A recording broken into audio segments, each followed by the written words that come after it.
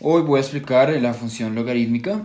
Entonces, para empezar vamos a explicar acá las tres potencias que tengo. La primera es 5 a la 2, que es 5 por 5 igual a 25.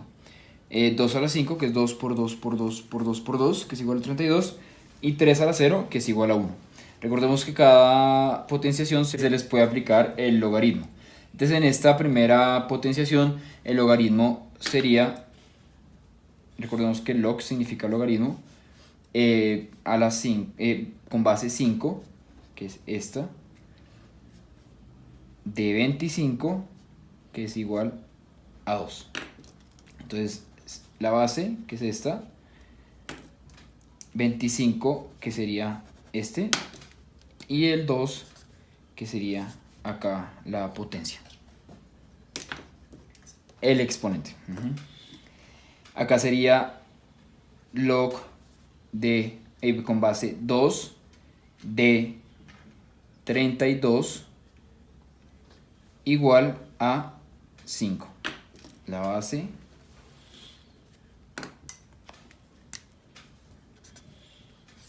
el exponente y listo. Acá en este caso es particular porque el logaritmo sería logaritmo con base 3 de 1 igual a 0. Acá como vemos, igual. La base, el exponente. Ahora voy a proceder a explicar el dominio y rango correspondiente a la función logarítmica. El dominio son los valores que puedo utilizar como argumento de la función, es decir, todos los números reales positivos, o sea, de 0 a infinito positivo. Y el rango son los resultados de aplicar la función al dominio, es decir, todos los números reales en esta vez, como positivos como negativos, es decir, de menos infinito a más infinito. Acá trazaríamos, entonces ubicamos el 1 y trazamos que tiene que pasar por el 1. Recordemos que esta es una curva asíntota. ¿Qué significa que sea asíntota? Que la función se acerca al eje Y, pero jamás lo toca. No puede tocar el origen, o sea, el 0. Acá, entonces, eso sería el logaritmo del valor que vaya de x, y acá sería y igual al logaritmo de x. Las características en esta ocasión son tres particularmente. La primera es que la función es continua, es decir, que cuando uno está trazando la curva debe ser continuo y no debe despegar el lápiz de la hoja. Y además que es 1 a 1, es decir, para cada valor de x existe uno y solo un valor en el y. Es decir, acá en x solo existe un valor en y. A diferencia de las parábolas, que hay x1 y x2. La segunda característica es que el eje y es asíntota, como ya lo había explicado. Es decir, que la función se acerca al eje y, pero jamás la toca. Se toca con el punto 0. Y la tercera característica es que la intersección con el eje x es 1. Acá lo pusimos en 1. Ahora voy a continuar para explicar tipos de logaritmo. Hay tres en especial, que es con base en 2, con base en 10 y con base con e, que ya lo voy a explicar en un momento.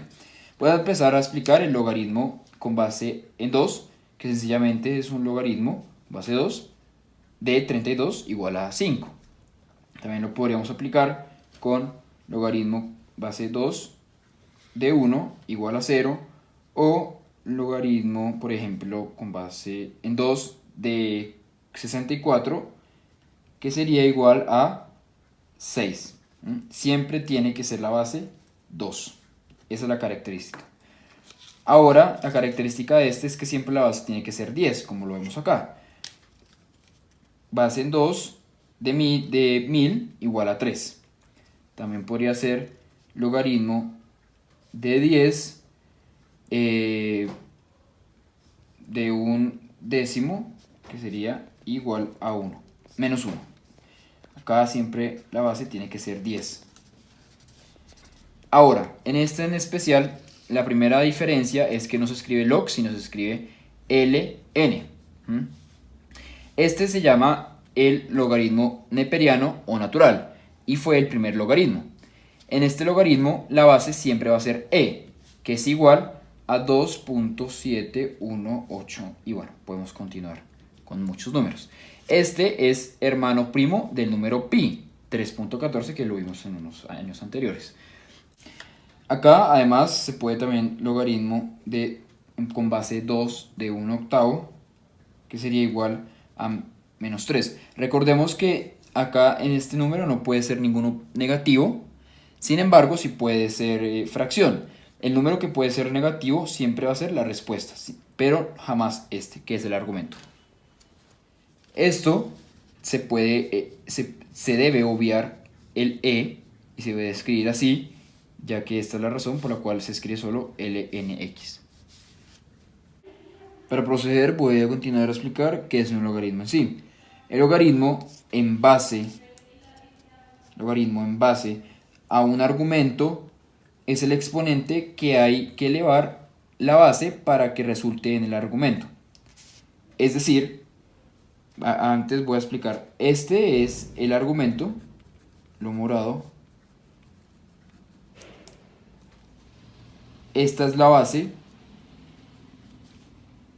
y esta es la función.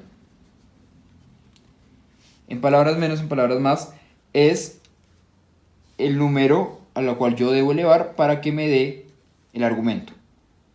Entonces es el número al que yo le debo elevar a la base para que me dé el argumento. Esto en potenciación sería 2 a la 5 igual a 32. ¿A qué número le debo elevar para que me dé 32? Ahora, para finalizar, voy a explicar cuáles son las propiedades de los logaritmos. El primero es el logaritmo de un producto. ¿Por qué producto? Ya que acá el argumento se está multiplicando. Vemos m multiplicándose por n. Esto sería logaritmo con base b de m más logaritmo con base b de n. Entonces esto pasa a ser esto. Se suman. Ahora, el logaritmo de un cociente o división. Entonces acá vemos el argumento dividiéndose. Y esto sería logaritmo con base b de m menos logaritmo con base b de n. Recordemos que el logaritmo de un producto es la suma de los dos argumentos, de los dos logaritmos. Y el logaritmo de un cociente o división es la resta de los dos logaritmos. Por último, el logaritmo de una potencia porque acá n ya está como potencia, entonces sería log. Acá por último voy a explicar el logaritmo de una potencia, porque acá n está como potencia, entonces sería n por log de b con base b de m. Es decir, toda potencia, toda exponente pasa a ser multiplicación. Y quedaría así. Recordemos que acá la b o la base siempre tiene que estar en un nivel inferior al logaritmo, a la palabra logaritmo. Acá siempre tiene que estar en un nivel inferior. Esta fue mi presentación de Andrés Ardila.